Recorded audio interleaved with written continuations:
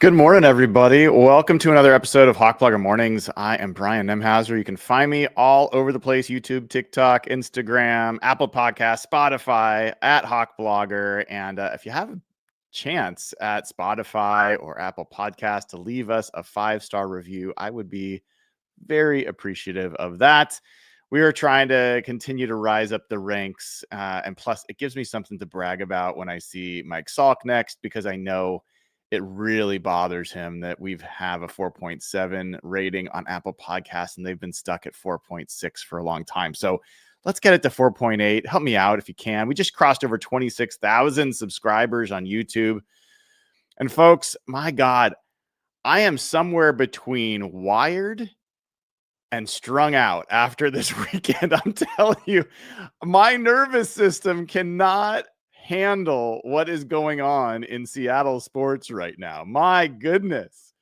I that game on Friday for the Mariners, my goodness, I like 15 innings, and then to come out on top, to have the Seahawks win this game against the Jaguars, which, by the way, we will spend almost all the time on, but I do want to touch on the Mariners stuff because it's part of this whole backdrop of what's going on.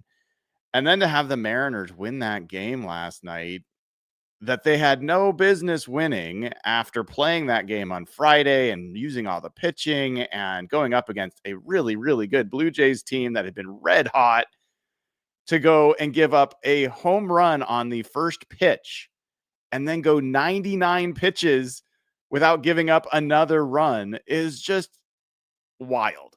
So all of that. Meanwhile, I'm sitting here as I'm watching the game last night. I've got both my monitors. I've got one set to Sunday Night Football, the other set to the Mariner game.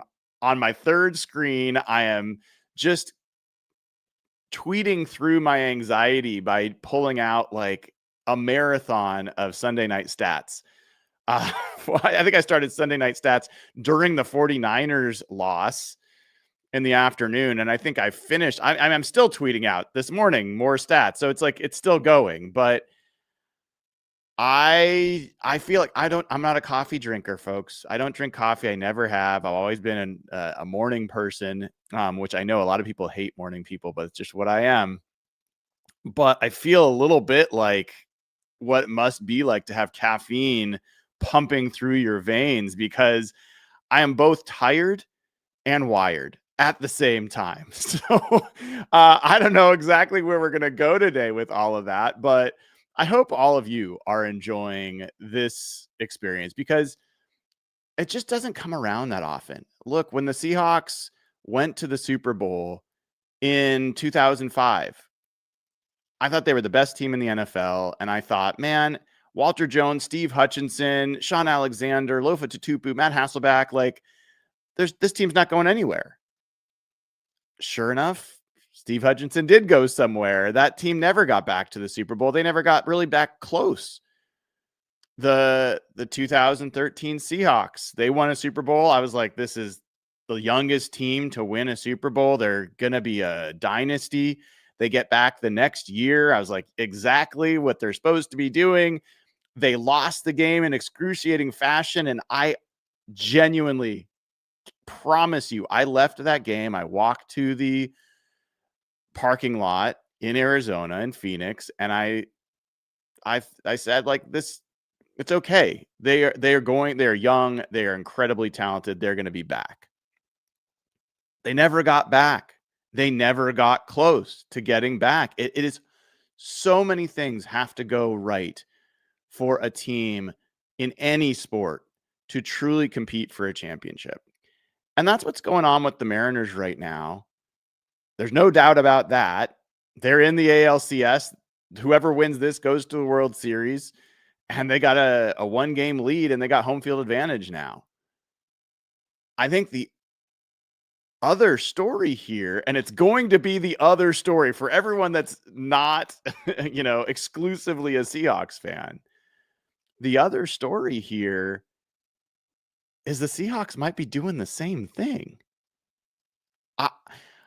I said to all of you repeatedly this offseason, I think this team's better than people think. I told you, I think the offensive line is going to be good. I've got some numbers to share with you that are indicating that that's the case. I thought this team was going to be good. I thought they were going to be better. I thought it was ludicrous that their win total over under was 7.5. I thought that was incredibly insulting. This morning, I went to look for something on YouTube, and I saw a thumbnail of Kyle Long for CBS saying how Sam Darnold's underrated. And I'm like, I wanted to punch that guy in the jaw. Now, that wouldn't go well for me. Kyle Long would probably destroy me. But this is a guy that was shitting on the Seahawks all offseason. I'm getting sidetracked. My point is, I was more bullish on the Seahawks than the average analyst, probably much more bullish than the average analyst. I also said, this isn't a Super Bowl team. Like, this is a team that can win. I had predicted they were going to win 12 games. I also didn't have them going to the Super Bowl this year. I had them winning a playoff game. I think I had them losing in the NFC Championship was where I think I had them losing. This is a Super Bowl level team, not just because of how they're playing, which, by the way, in isolation, we'll talk about, like, we'll kind of break it down, but in isolation, I'm not sure that this is, a juggernaut team. I can explain why. But relative to the league, this is a Super Bowl team. It doesn't mean they're destined to do it. It doesn't mean they're going to win it. Doesn't mean any of that.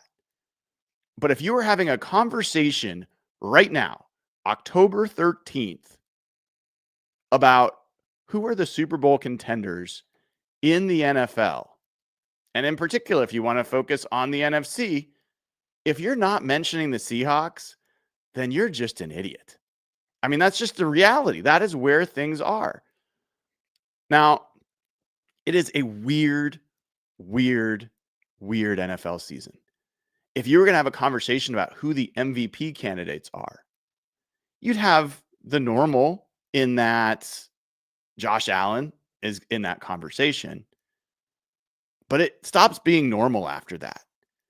You're talking about Baker Mayfield, about Daniel Jones, about Sam frickin' Darnold. How good has Sam Darnold been? I just tweeted this out. Sam Darnold ranks first in the NFL in EPA per play. He ranks first in the NFL in PFF grade. He ranks first in the NFL in EPA plus CPOE. CPOE is completion percentage over expected, in case you didn't know. He ranks first in the NFL in turnover-worthy play rate. This is a big deal, folks. This is a very big deal that he ranks first in the NFL in lowest percentage of his throws that are turnover-worthy plays. He is first in the NFL in big-time throw rate. Tough throws into tight windows or unreal throws down the field. First in the NFL. He ranks first in the NFL in average depth of target. His average depth of target is in the double figures. He's averaging over 10 yards per target. He is first in the NFL in yards per attempt. His yards per attempt at 9.6 is nearly historic. Brock Purdy did that a couple of years ago for what was a historic 49ers offense that went to the Super Bowl and came pretty close to beating the Chiefs that year, but didn't, thankfully. He ranks first in the NFL in explosive pass rate. He ranks second in success rate, third in passer rating, and third in ESPN's QBR. What is the most important position in sports? It's the quarterback position. It has more impact on the success or failure of that team than any other position in any other sport. And right now, the Seahawks are sitting pretty with a guy who, by most measures, as I just went through, is the best quarterback in football through 6 weeks. And There's plenty of ways to debate whether he actually is or isn't. I don't give a shit about that. The fact that we are having this conversation without a tongue in cheek about Sam Darnold being not just an MVP candidate, but the best quarterback in the sport this year, there's just not anything that's a bigger development. And there's a lot of big developments to talk about. And if you look at the rest of the NFC, they played Tampa Bay, and I told you last week I thought Tampa Bay was the best team in the NFC. Thank you to the Tampa Bay Bucks for going in there and beating the 49ers yesterday, which puts the Seahawks in a tie for first place in the NFC West. If you didn't see that game, as a quick aside, Baker Mayfield, my God, they lost their receiver, Mika Egbuka, in that game. So they were down Mike Evans, Chris Godwin, Egbuka, like unbelievable. There was a 3rd and 14 scramble that I think most running backs in the NFL would not have picked up the first down, and Baker Mayfield did. Unbelievable will to win in what's going.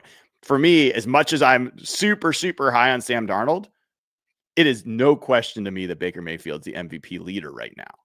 The amount of adversity that they are fighting through, and that he is individually, if you watch their games, he is individually just willing them to win, is pretty inspiring. It's really, really good stuff.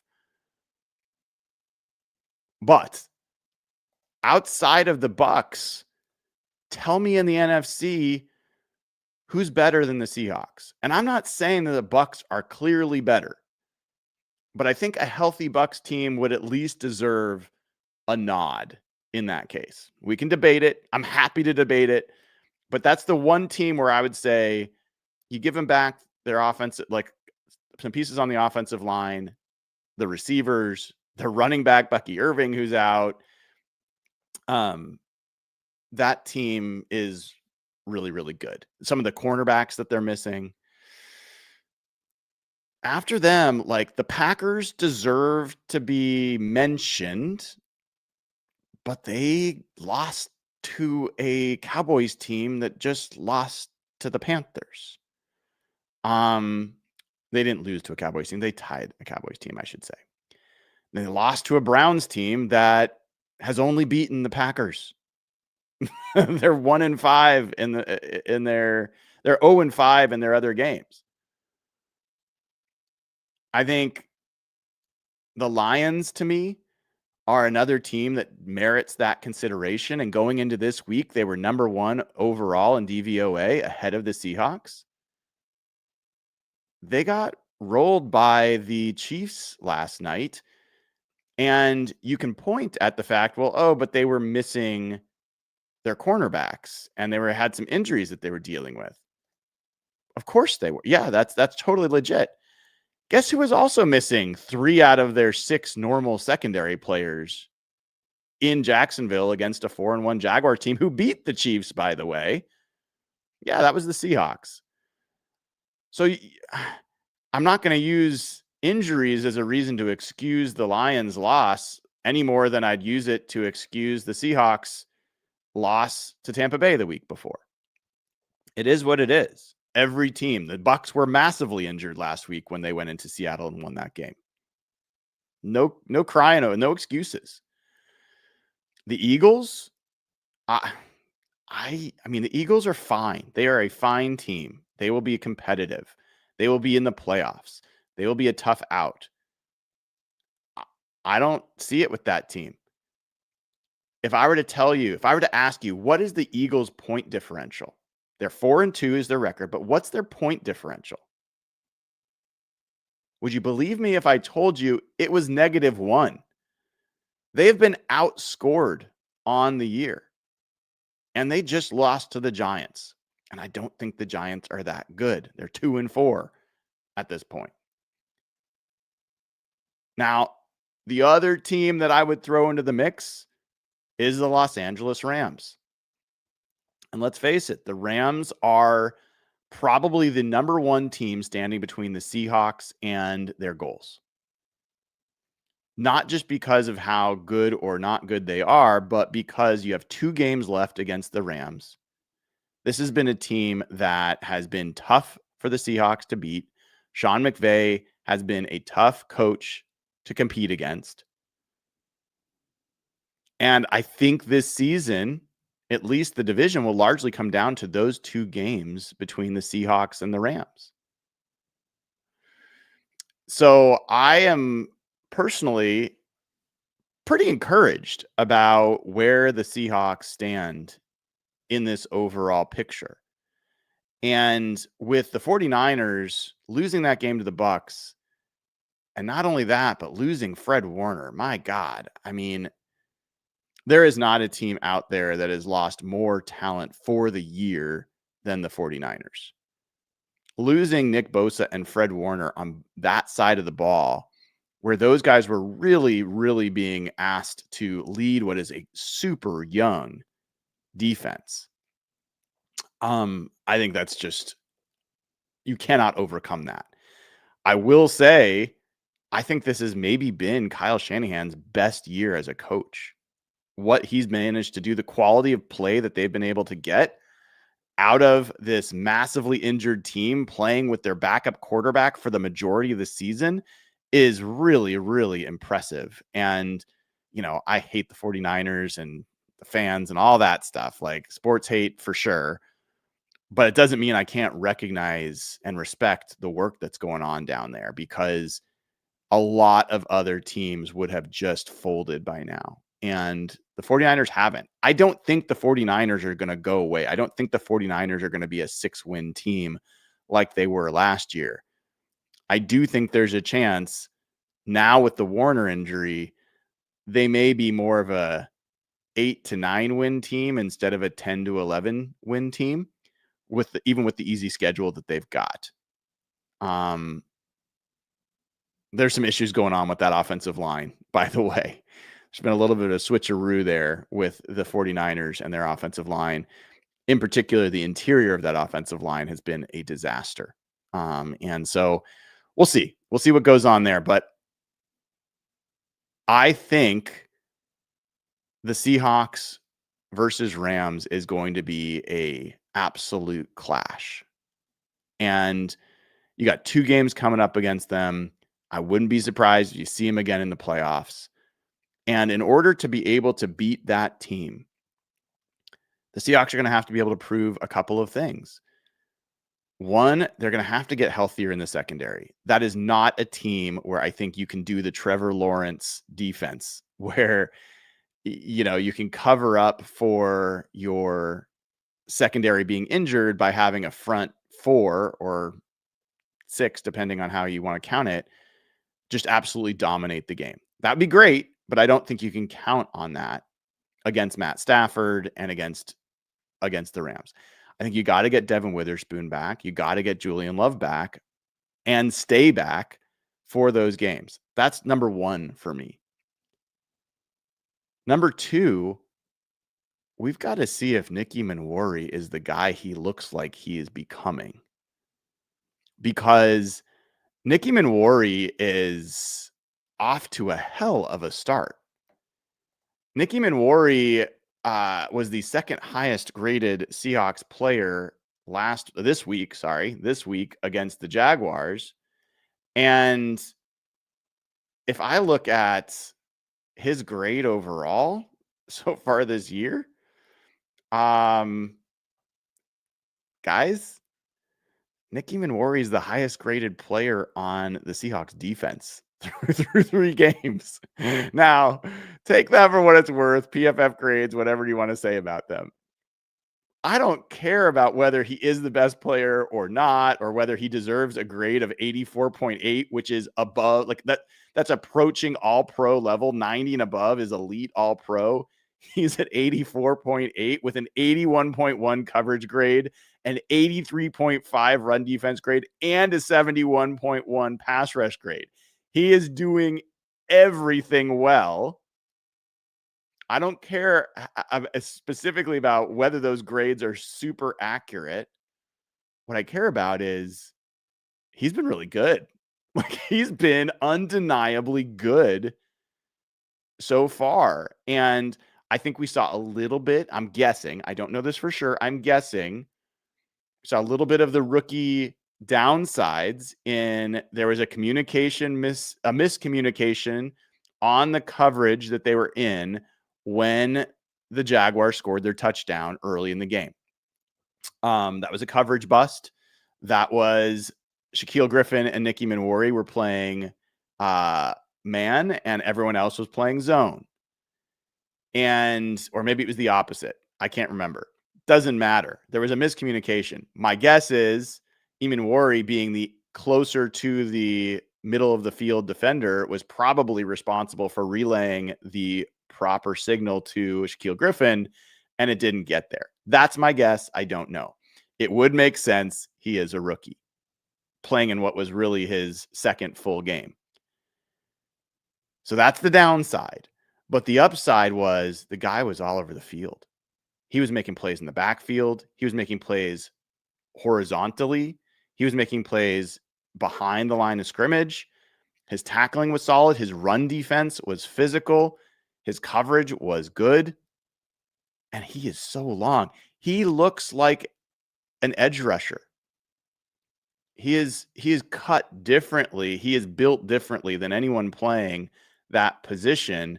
And you can hear the giddiness in Mike Macdonald's voice when he's talking about Nicky Emmanwori. He's like, yeah, that kid's different. And we have not seen yet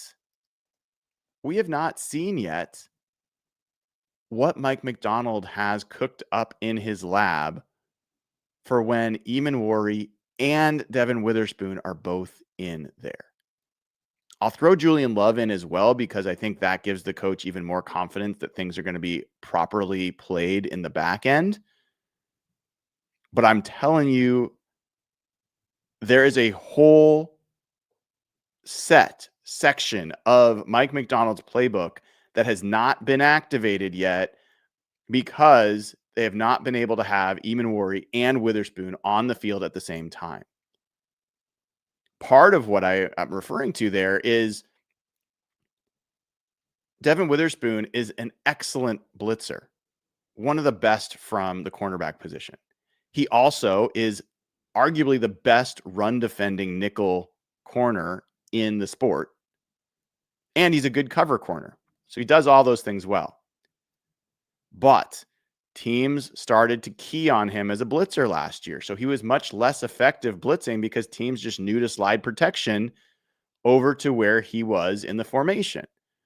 Well, fast forward to this year. Now you've got Nicky Emmanwori, all 6'3" of him, all 4'3" of him. And he is also a really good blitzer. The thing that stuck out to me most about Nicky Emmanwori during training camp was him as a blitzer. He just covers so much ground so quickly, and he's so long. It's not easy to throw it over him. It's not a comfortable situation for a quarterback. And now, as an offensive play caller, if you have him and Witherspoon on the field at the same time, and you can imagine they're not always going to be on the same side of the field, that you're not always going to know which one of those guys is coming on a blitz. And you're not going to always know who's playing what position, that the position flexibility of what's going on there increases. And the other thing that's going on already, before I transition to this, I just want to tell you guys, Nicky Emmanwori is the number one graded safety in the sport right now by PFF. 84.8. That is the number one graded safety in the NFL. Now, he's only had 113 snaps, so let's not get over our skis, but that's a hell of a lot better than being the last ranked safety in the NFL. The other thing that I was just going to get to is part of what's going on here that is really important to understand if you're a Seahawks fan is last year, the Seahawks were one of the lesser teams in the NFL at defending the run when they were in a light box. Now, what is a light box? That is when you have fewer than 7 defenders near the line of scrimmage. Okay, so 6 or fewer near the line of scrimmage. Why would you do a light box? Well, you either stack the box to discourage the run, or you have a light box to discourage the pass because you have more guys in coverage, which makes it just there's less spots to be able to fit a ball in, right? It's just math and geometry, depending on how you want to look at it. Well, Mike Macdonald likes to play light boxes because he likes to have more guys in coverage. These are just kind of parts of the symptoms, the characteristics of his defense. But last year, they allowed 5.1 yards per rush when they were in light boxes. And their EPA per rush allowed was even 0.0, which is not great. Generally, for what it's worth, running plays have negative EPA in most cases. Well, this year, they are at 3.6 yards per rush as opposed to 5.1 when they're in light boxes. They're at negative 0.24 EPA per rush as opposed to 0.0. And this is a team now that has the second highest light box rate, 53.5% of Seahawks defensive plays. They have 6 or fewer defenders near the line of scrimmage. Of the top 5 teams in light box rate, percentage of times that they have 6 or fewer defenders near the line, the Seahawks are the only one allowing less than 4.4 yards per carry overall on the season. They're allowing 3.3 overall, not just in light boxes, but overall. And they're the only team of that top 5 in light box rate that have held opponents to a negative EPA per rush. These are all a bunch of numbers. What does this mean? This means that Mike Macdonald is able to play the defense he wants to play. Fewer defenders in the box, more discouraging of the pass, more likely to result in turnovers. And while doing that, he's also got a defense that is this year elite, if not the best, one of the top 2 to 3 defenses in defending the run in the NFL. You marry that with a defense that has one of the lowest blitz rates in the NFL. And for people that get confused about blitz rates, blitz is when you send more than 4 rushers. People think, oh, the cornerback got sent. It's a blitz. It's not considered a blitz if there's only 4 guys rushing. If the cornerback goes and one of the defensive linemen drops, that's still a 4-man rush. That's not a blitz.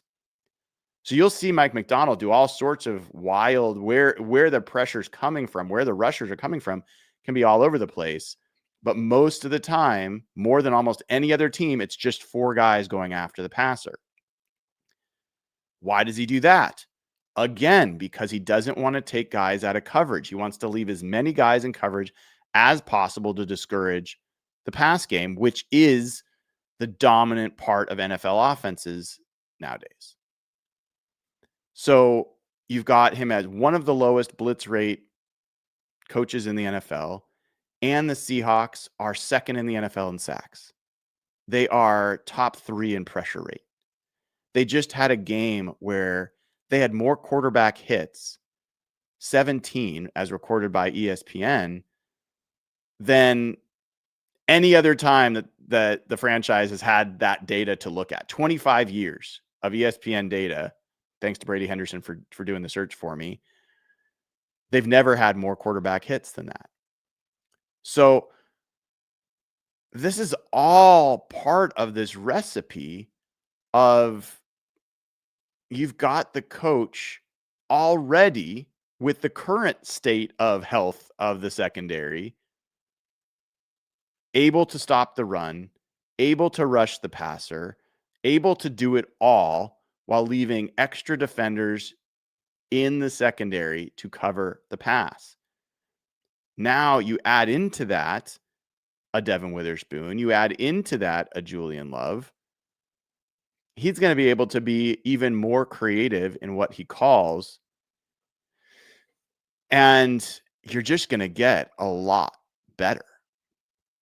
So It's all very, very encouraging. And that's just the defensive side, which, by the way, is now 4th in the NFL in DVOA. Like, that's top 5 defense by that metric. That covers into which opponents they're facing and all the other underlying metrics below it. And then we haven't even really talked about the offense. I mean, I talked about Sam Darnold, all his ranks. JSN's the best receiver in the NFL this year. He's on pace for a 2,000-yard receiving season. A little bit shy, 1,972, but let's just round up to 2.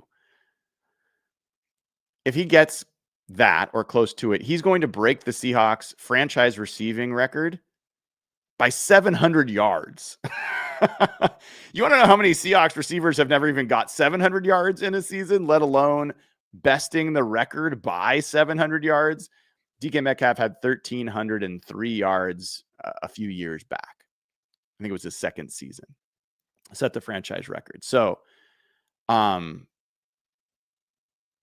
is a absolute first team all-pro blue chip player this year. No question. The offensive line that was in such disarray for so long and caused so much consternation is now a top 10 pass protecting unit in terms of pressure rate. They are 9th in the NFL in pressures allowed, percentage of dropbacks. They only allowed, I think, like a 17% pressure rate this week against Jacksonville. And guess what, folks? The guy that you all love to hate, Anthony Bradford, he went from 0.0 in pass block to 59.5. I mean, who else has a 59.5 point gain in pass protection in 1 week? Hang the banner. No, but seriously, like, he gave up 1 pressure in this game. He's your weak link, supposedly, right? Gray Zabel gave up no pressures again in this game. Abe Lucas played well again. Jalen Sundell took his turn not being so good this week. I'm seeing all these when I post offensive line tweets in the last 24 hours, the reply is, we need to trade for a center. Everyone's very reactionary to one game. I am just saying it's working, folks. Now, could they get better? Sure. But the question is, are they going to get better by introducing a new person into that lineup? Or are they going to get better by playing together and having the continuity and the coaching and the experience to start reducing their mistakes and increasing their success? I'm not convinced that inserting another guy is going to automatically raise the level. Now, if you're going to get an Aaron Brewer or an Eric McCoy or whatever, that's fine. I don't know that that's going to happen. And, I see our resident troll saying Sundell and Bradford are garbage. They won't get better.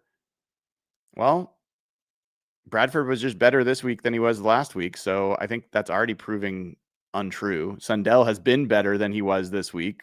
So I think that's untrue. And if you think that Jalen Sundell in his first season as a starter is not going to have a chance to be better with more experience, seeing more players, you think the first time you go up against a player that you've never played against, you have the same chances of success as the next time you go up against that player? I don't think so. And I've seen over the years that continuity and familiarity with each other and with the coaching and with the way teams are playing you helps.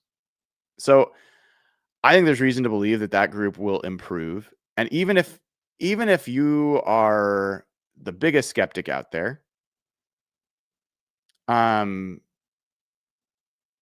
this is a top 10 pass protecting unit right now. It is.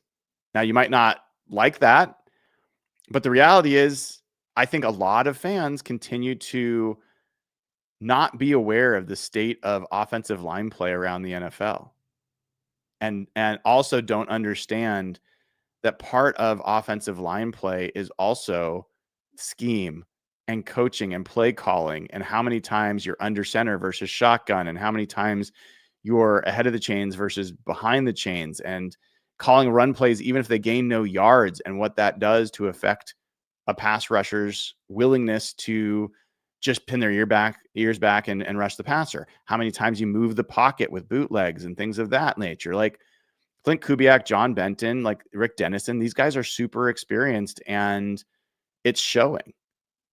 So I don't think that this is going to just collapse on itself. And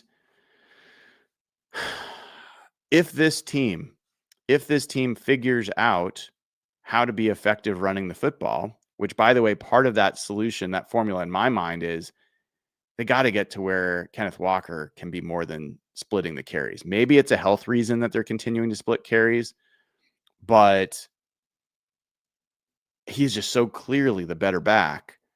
But in any event, if they can get to the point where this run game is just serviceable, not even necessarily top 10, like I thought at the beginning of the year that they needed a top 10 run offense and a top 5 defense to be a contender for the division even. I don't think they have to be a top 10 run offense, but can they be a team where it's pretty likely they're going to end up with at least 100 yards rushing in a game? Ideally 110 yards rushing a game. If they can start doing that, there's a really real chance that this team is going to be able to close out more games, close out playoff games, and move on. Part of what was meaningful in this game against the Jaguars was that the Seahawks had a chance to close out another game, and they were ahead 20-6, and they stalled, and then the Jaguars finally broke through. They score a touchdown. It's a one possession game, and the offense goes 3 and out. The offense nearly turns the ball over, 3 and out. The offense punt. But the defense, after they gave up that touchdown, the defense held the Jaguars to 3 punts. They ran, let me double check. I had the numbers here. 12 plays for 17 yards in their 3 drives after they got to within 1 score, including the final drive where the Jaguars were 100% with 4 minutes to go. They were in a 4-down situation, regardless, pretty much of anywhere on the field. The Seahawks sacked them on the last play. First play of that final series, Nick Emmanwori tackles Travis Hunter for a tackle for loss, -1 yard. Then they have an incompletion. Ernest Jones forces it, and then Uchenna Nwosu and DeMarcus Lawrence team up to sack Trevor Lawrence for what set up a 4th and 18. And at that point, even the most aggressive coach with 3 timeouts and 3 minutes left in the game, you can't go for a 4th and 18 near your own end zone. Like, it just doesn't make any sense. So they had to punt, and they never got the ball back because the offense finally did close. And credit to Clint Kubiak, that was his best play call of the day. He caught Jacksonville expecting a run play. They were under center. It was looking like a run. They had run personnel in there. And you'd think that they were going to run the ball because they'd want to force Jacksonville to use their timeouts. Well, Kubiak said, screw that. Everyone who says I'm too conservative, look at this play. I'm going to run play action. I'm going to run AJ Barner on a crosser, and he's going to be wide bleeping open and go for 61 yards or 60. Is that right? I think it was, I'm forgetting which one was 61 between him and it was 61 to JSN. It was also, I have to look at it. Sorry. I'm super curious. Where's my box score here? Anyway, it was another big play to AJ Barner. And his was also 61. I was right. I'm not crazy. Okay. Too many numbers in this old brain of mine. So dialed up that play that iced it. And I don't think this was Clint Kubiak's best game. I don't think this was Sam Darnold's best game. And people can disagree, but that's my view of it. But they were good enough to win it. And they finally closed one out. And maybe Clint Kubiak walks away from this game with a little bit of a lesson of, all right, we're not quite ready to close out on the ground. We need to be able to do some play action passing. We need to stay aggressive in those moments.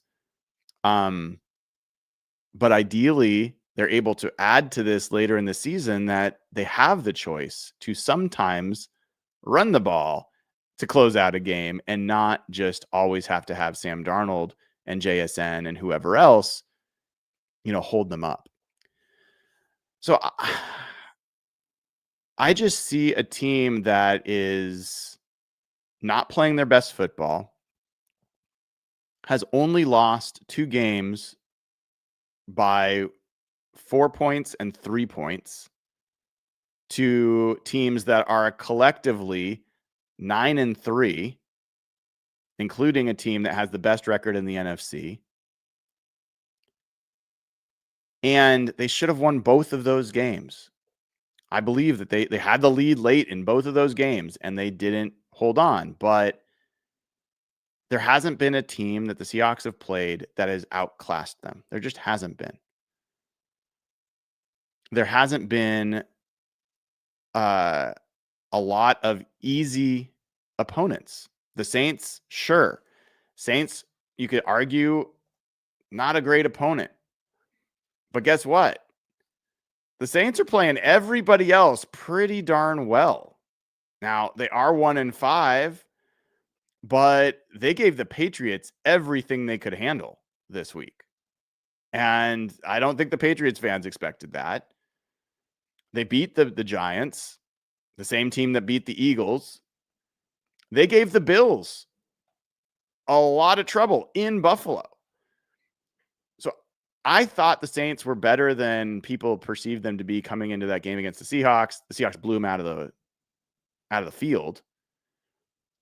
But I look at this, what the Seahawks have done and the resume that they've built to this point, and I'm like, poke holes.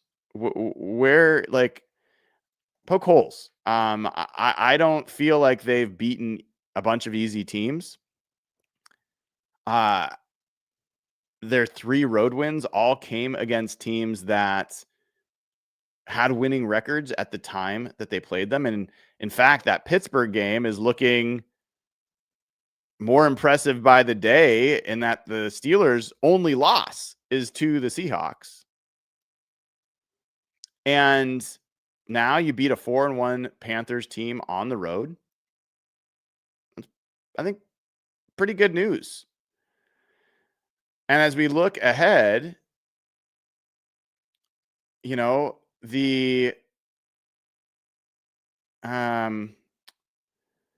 Seahawks offense is going to continue to have challenges in terms of who they're facing. They have the second hardest remaining schedule of defenses that they will face, according to DVOA.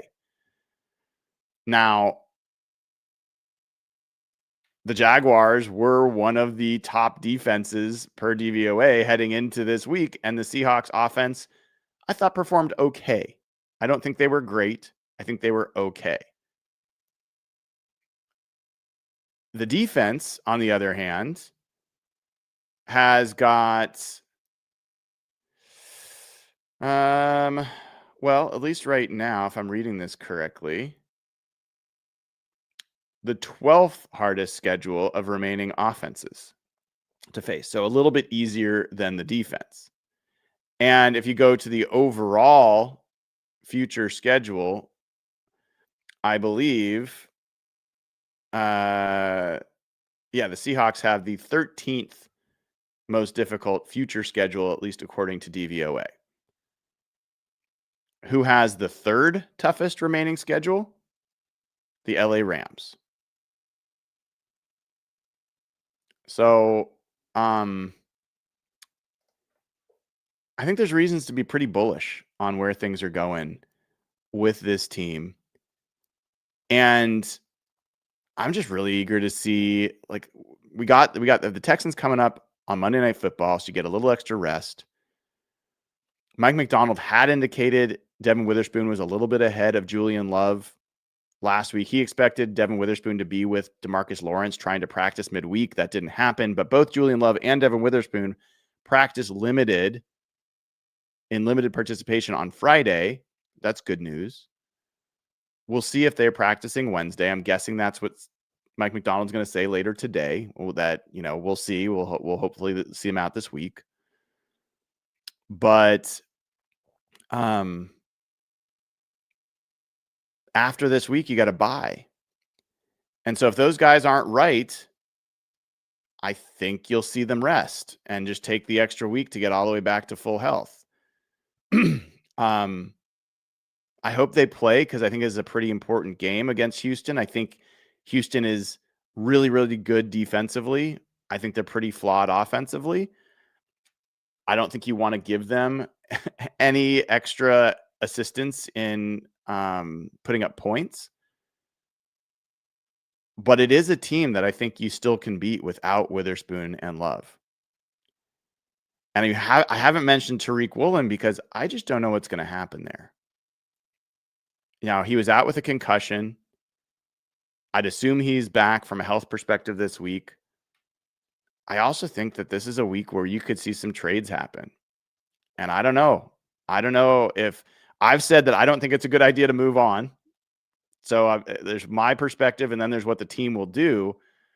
I think there's a real reason to think that he may not be with the team much longer. So I think we'll find out a little bit more this week. There's quite a group of trade candidates out there. We'll talk more about that in another show. But Adam Schefter gave out a pretty extensive list, a lot of guys that I've already talked about with you, but some that are new. And we'll kind of see what goes on there. I'd also say that Fred Warner getting injured the way he did, I would think could affect the 49ers' willingness to go big for an edge rusher. Because now they're down 2 of their stars on that side of the ball. I just don't know. Do you really go heavy for an edge rusher in a season that's probably just not going to end up where you want it to? We'll see. We will see.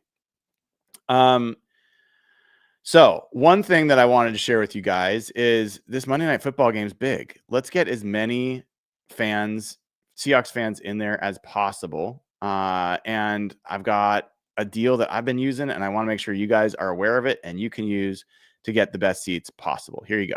We're headed towards fall, so I'd love to find some indoor events to attend with my family, which is why I want to give the sponsor of today's video, SeatGeek, a huge shout out. With over 35 million downloads, SeatGeek is the #1 rated ticketing app. There are more than 70,000 events listed on SeatGeek, including concerts, sports, festivals, and a bunch more. The NFL is officially back, MLB playoffs are around the corner, and the NBA not too far behind. SeatGeek has your back. Each ticket is rated on a scale from 1 to 10, so you know you're getting a good deal. Look for the green dots. Those are the best. Red, not quite as good. Plus, every ticket is backed by their buyer guarantee. And you know what? It doesn't really matter if you are a Dua Lipa fan or a Benson Boone guy, or who knows, maybe you're a Tate McRae person, but there are great concerts coming your way. Find them on SeatGeek. And I have a code for you guys. You can use code HawkBlogger10 for 10% off your next set of tickets at SeatGeek. That's 10% off any tickets with promo code HawkBlogger10. Make sure you click on the link in the description to download the app and have the code automatically added to your account so you can use it later. Thanks, SeatGeek. Awesome deal. Really, really good deal. I've taken advantage of it. Got my discount, so make sure you take advantage of it as well. Also, want to make sure you guys are aware of the other great deals going on right now. This hat I'm wearing right now, got it from SimplySeattle.com. You can get 15% off any of the gear up at Simply Seattle by using code HawkBlogger15. Go to SimplySeattle.com. I mean, unreal, awesome stuff there. Mariners, Seahawks, Huskies, Sonics, Kraken, whatever your stuff is. SimplySeattle.com is the place to get it. Use code HawkBlogger15. Go to JKBoots.com /HawkBlogger. JKBoots.com /HawkBlogger. Get you a deal on the best boots you're ever going to own. Love my JK boots. Highly, highly recommend them as we head into fall and rain and all that stuff. They look great with jeans. They're super comfortable, and they will last you a lifetime. JKBoots.com. And then obviously, make sure you have used the Sleeper app. Download it. Great place to get visualizations of real-time stats, news feed, check in with your buddies. You can have a squad chat in there. And now you have a chance to get a free $20. Even if you don't make a deposit, free $20. Plus, first-time users can receive up to 100%. Let me try that again. First-time users can receive 100% deposit match up to $100 when you use promo code HAWKS. Terms and conditions apply. See Sleeper's terms of use for details. Currently operational in over 25 states. Check out Sleeper today. All right, we've got some news, folks. We've got some news. Eagles edge rusher Za'Darius Smith has retired. Eagles pass rusher Za'Darius Smith has retired. This is a pretty big deal because the Eagles, I've already told you, I think they're overrated, and I think that they are destined for trouble. But they're still talented. The thing that's been an issue for them has been pass rush. That's why they added Za'Darius Smith as a veteran pass rusher, and he's been pretty good. He had a 79 overall grade in 5 games for the Eagles. He had a 75.9 pass rush grade. He had 10 pressures and 2 sacks. He was 5th on their team in pressures, even though he'd only played in 5 of their 6 games. He's now gone. There's not someone coming back that's going to replace him. They already knew that they were in trouble without him. So perhaps what this could mean is that the Eagles become aggressive in going after an edge in the market. We'll find out about that. But they are a weaker team now than they were yesterday. And that team, I feel like, is bubbling. And we'll just see if they can hold it together this season. I don't think their connection is as tight as what we've witnessed with this Seahawks squad. Let's get to some super chats. And then I want to play a little bit of the Athletic Football Show. We'll do something fun. I have not heard the Athletic Football Show's reaction to the Seahawks-Jags game. I've got it queued up. We can listen to a little bit of it together, react to that, and then we'll let you go on your way. Smokehawk, hey, good to hear from you. Smoke says, do you think there is an issue at home with defensive communication problems due to crowd noise? I do think that that is contributing to issues. I just think it's too simplistic to think that's the whole reason. I mean, generally speaking, the Seahawks have played better home opponents than they have road in general. I just told you, I think the Bucs are the best team in the NFC, might be the best team in the NFL. That was one of your home losses, and you lost by 3 points in a game that you should have won, but you didn't. So, like, is that because of crowd noise messing up the defense? I don't think so. Like, I'm sure that didn't help, but I think it also, if you had had your normal secondary in there that actually has played together, probably would have done better without independent of the crowd noise. First game that you lost at home was to the 49ers. They had also, at that point, had George Kittle, who scored a touchdown in that game. They had Brock Purdy, who made a number of miraculous plays in that game while under pressure. They had a healthy Fred Warner. They had like a lot of things. And they were 4-1 before this week. So I don't think you can look at that and be like, the crowd noise is why they lost. Just the Seahawks held them to 10 points before that final drive where they got the Tariq Woolen plays. And I don't think the Tariq Woolen plays were because of crowd noise. When they lost last year to the Minnesota Vikings, that was a 14-3 team. When they lost to the Packers, that was a playoff team. When they lost to the Bills, like, there's been a lot of really good teams coming into Lumen Field. But with all that, I do think that the crowd noise has affected communication on that defense. And that defense requires more communication than most. So yes, I think it's a factor, but I think it's too simplistic to think it's a huge factor. David Galt, who's been a member for 14 months. Thanks, David. Appreciate your membership. I worry Spoon could be the next Jamal Adams, i.e. great at some things, but positioned to expose man coverage weakness. Would he be better at safety? It's an interesting question, David. I don't see it the way you do in this case. I think Devin Witherspoon is one of the better cover corners in football. I don't think that's his like absolute like elite trait.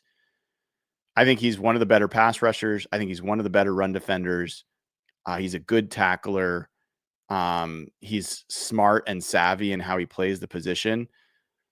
I think he's like, I would say very good at everything.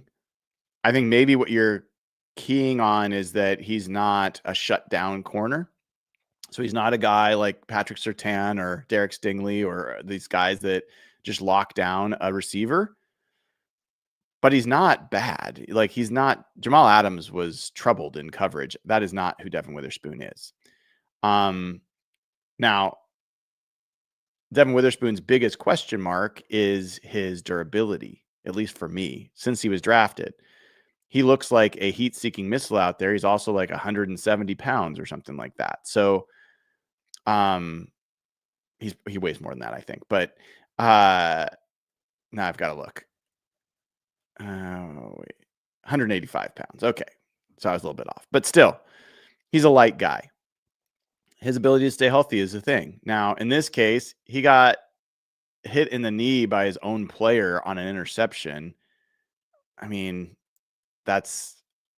football just happens, man. It just happens, and you got to deal with it. So I'm not ready to say he is an injury problem, but that's always been my question. Can he stay on the field at his size and with his playing style? So let's get him back. Let's see how it goes. But no, I don't think a move to safety makes a lot of sense for Devin Witherspoon anytime soon. Hawk Maniac. Statistically, is the run game better with Oots? No, it is not. In fact, it is worse when Oots is on the field.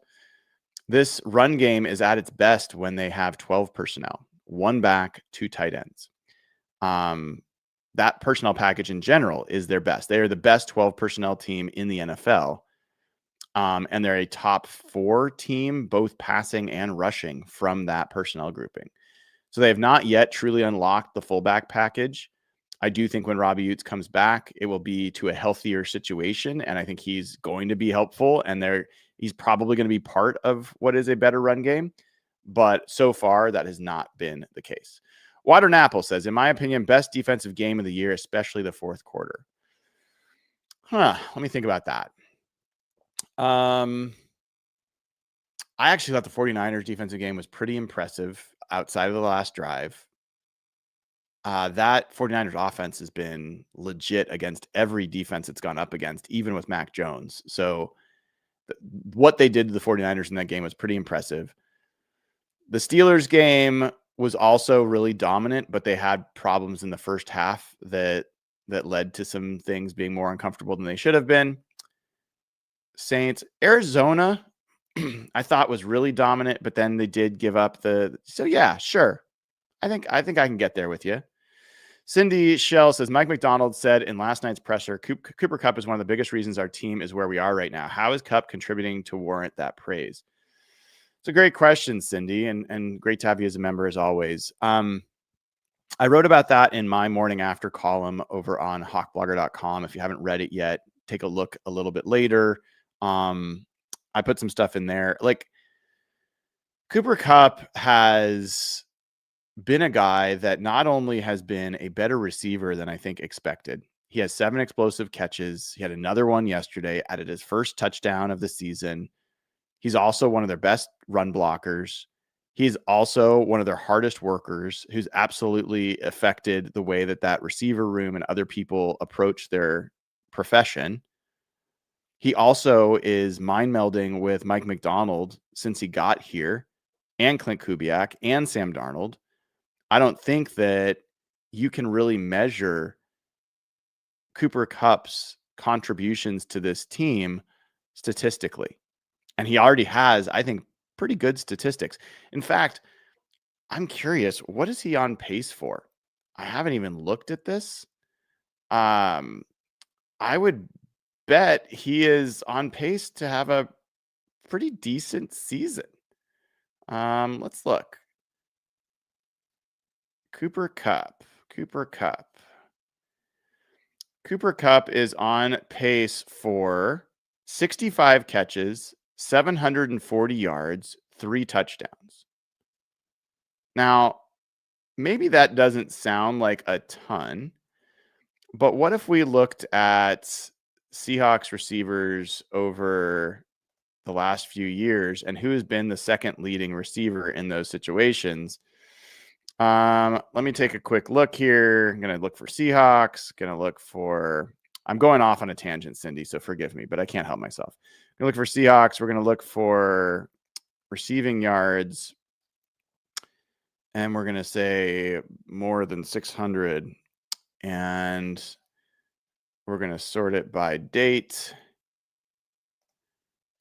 and let's go. I will tell you Tyler Lockett's not on pace for 740 yards this year. That is for sure.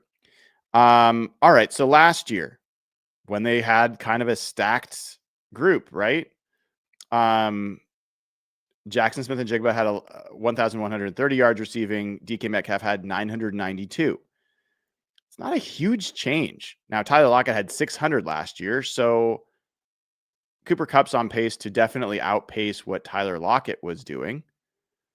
The year before, Seahawks had their second leading receiver was Tyler Lockett. He had 894 yards. The year before that, 2022, they had 2 1,000-yard receivers in Lockett and Metcalf. 21, their second leading receiver had 967 yards. 20, yeah. So like from a overall yardage perspective, if he stays at this pace, it'll be a little bit less. But you have to factor into the point here that when I said about JSN, he's on pace to have 700 yards more receiving than the next closest Seahawks receiver ever had. So the overall passing offense is quite healthy, and Cooper Kupp has been, I think, a meaningful part of that. So, yeah, I think he has easily exceeded the value of his contract for this year with his contributions across the board. David S. says, do we possibly see a trade for depth this week? I don't know if it'll be a trade for depth. I think this is a likely week to watch for a trade. I think even more likely might be the week after. Let me just double check NFL trade deadline because I know it has moved around. Is November 4th. So yeah, I think the bye week certainly could happen when they have a chance to self-scout and decide where players are and whether they want to make some changes. But they also might not be able to wait because there could be players moving. And if they want to get the guys they want, they might have to do it sooner. So I'm not certain, but I would not be surprised if Tariq Woolen's traded this week. That even if it's just to make a move, I wouldn't be surprised if that happens this week. We'll see. Just a guess, not a report, just a guess. Vince Ochoa, who's been a member for 13 months, says, with the Titans head coach fired, who could we scavenge off of Tennessee? So yes, Brian Callahan, the Titans coach, was fired. I'll talk a little bit more about trade targets in another episode, but I would just say that,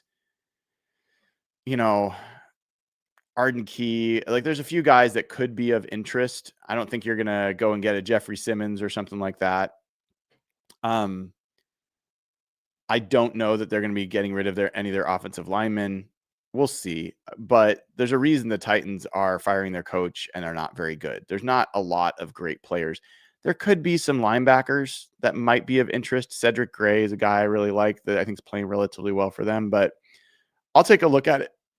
Excuse me. And I'll get back to you with a little bit more detail.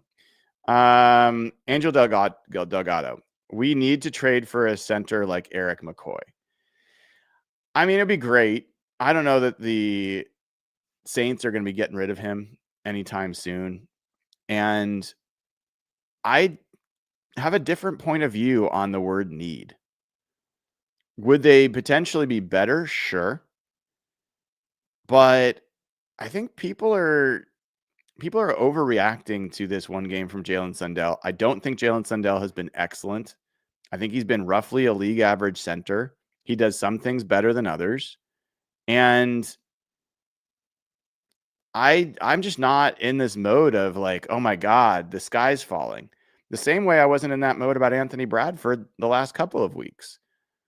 When you are collectively in the top 10 in pressure rate allowed, collectively allowing some of the fewest numbers of sacks in the NFL, collectively having the most explosive pass game, collectively having one of the best quarterback performances and receiver performances and tight, like all these things are going very well. This need of like, okay, well, he got a low PFF grade or he gave up a pressure there, we need to replace him. It's just not the way it works. And I would just highly recommend, I know people aren't going to do this, but go back and look at the data, but go back and watch the 2013 Seahawks offensive line. It was trash for a lot of that season. Paul McQuiston was playing left tackle because Russell Okung was out and Breno Giacomini was out for a while. And they had J.R. Sweezy was a turnstile at right guard for a lot of that season. And James Carpenter had his trouble in pass protection at the other guard position. And they still were plenty good enough to win a Super Bowl. So this idea that you're going to have 5 Hall of Famers or 5 Pro Bowlers who are all putting up perfect scores and shutting out pass rushers, it's just not realistic. And I'm pretty happy in general with this offensive line. That's the 3rd youngest offensive line in the NFL from a starter's perspective. For them to be playing the way they're playing at this point, I think people are looking at this the wrong way. I think this is a very encouraging start, and it should get better, not get worse. So I don't see it as this 3-alarm fire that other people seem to think it might be. We'll find out. We'll find out how the Seahawks see it over the coming weeks and whether that was the right way to see it or not. All right. I promised it, so let's do it, even though we're a little bit late. I'm going to play for you. I've not heard it, so I've not heard this at all. We're going to listen to Robert Mays and Derek Klassen and Dave Hellman on the Athletic Football Show reacting to the Seahawks-Jaguars game. Let's hear what they have to say. Seahawks beat up the Jags offense in a 20-12 win today. 7 sacks for the Seahawks front, a 50% pressure rate. First, they were kind of de facto creating on the tackle, that the offensive tackle was not coming off on the defensive tackle, and he was actually the one that was either creating the initial pressure or getting the sack. And while watching them do that so often today, I think it speaks to just the stylistic win that the Seahawks had up front over and over and over again in this game. You pointed this out about the Jags. That's an undersized defensive line, or offensive line. That is not a big group of guys. And what the Seahawks did to them today, it's just like bullying them the entire game. Like Nwosu wins on like a little cross chop against Walker Little at some point in this game, but for the most part, they're just crushing the pocket throughout the entire day. And you just felt the physicality difference, Derek, between what the Seahawks are and what the Jags are up front. That's what was so impressive to me is like, I think as a foundation, they really did a good job of just winning physically. I mean, the sack that was just up there on the board where Leonard Williams just mauls Walker Little. There's another blitz later in the game where it's a 2nd and 2. So they're trying to run blitz, not doing anything fancy with twists and stunts.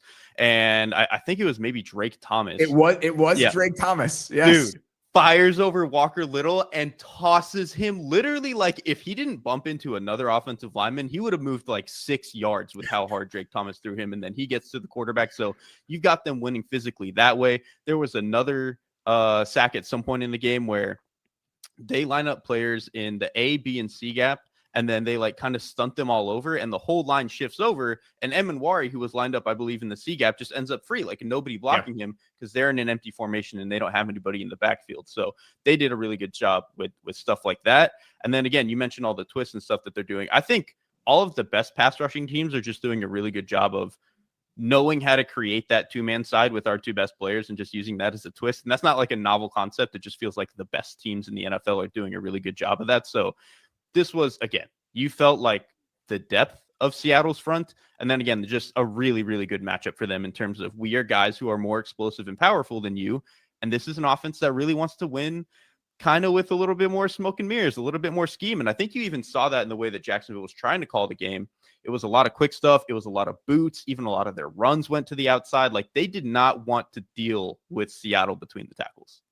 So run that Leonard Williams sack again, because I think it's a really good example of what we're talking about here with the physicality. So he's lined up on the edge on this play, and it's about the physicality, Derek, and it's also about the flexibility. The fact that on this specific sack, Leonard Williams is on the edge, and then you have DeMarcus Lawrence as the 3 technique and Boye Mafe as the spinner over the center. That's the other part of this, is it's not just the depth. It's the fact that the roles for all of them can kind of be blurred. And so they can all be lined up at any given moment. And that's what's so cool about this. And so you talked about all of those kind of 3-man overloads that they did, where they're creating these one-on-ones and winning physically.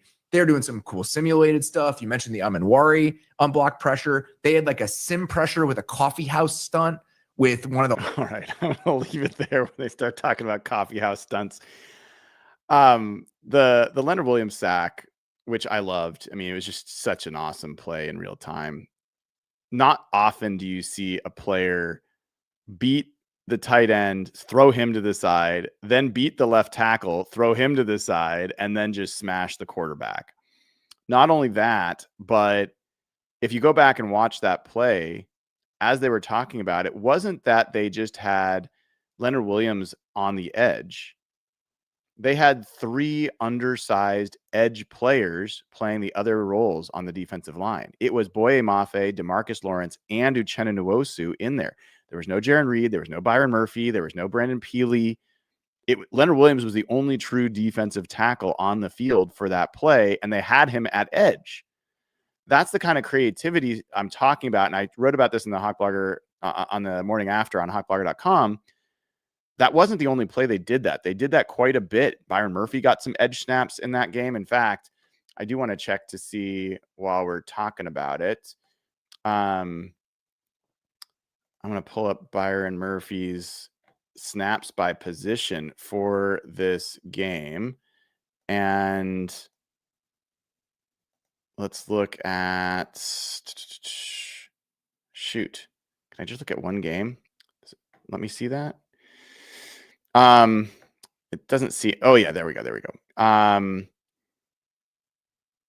So yeah, Byron Murphy got a handful of snaps at edge in this game. Generally was playing in the tackle position.